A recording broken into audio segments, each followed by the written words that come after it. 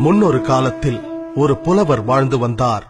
அவர் தனது குடும்பத்திற்கு உணவு கூட அளிக்க முடியாத வறுமை நிலைக்கு தள்ளப்பட்டார். அதனால் அரண்மனைக்கு சென்று மன்னரிடம் உதவி கேட்க முடிவு செய்கிறார்.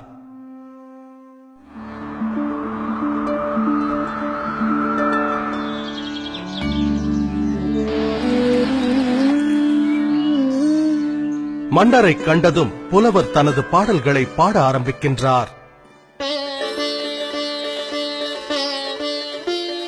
ஆஹா, அருமை அருமை!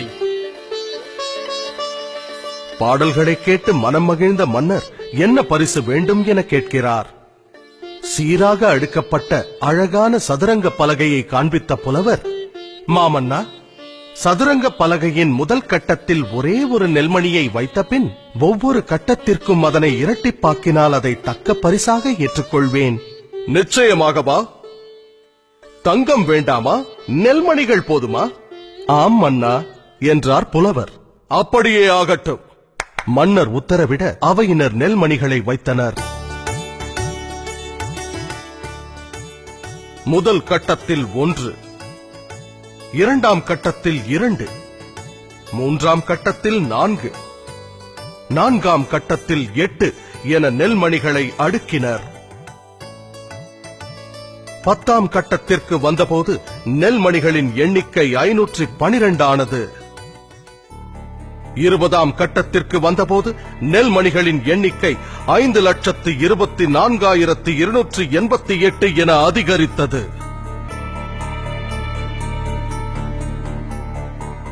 பாதி தூரம், அதாவது 32வது கட்டத்தை அடைந்த போது நெல்மணிகளின் எண்ணிக்கை 214,74,83,648 பெருகியது.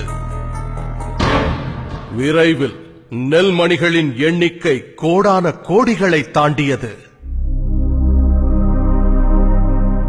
இதன் காரணமாக மன்னன் தன் ராஜ்யம் முழுவதையும் அந்த புத்திசாலி புலவரிடம் ஒப்படைக்கும் நிலை ஏற்பட்டது. இவை அனைத்திற்கும் துவக்கம் ஒரே ஒரு நெல்மணி.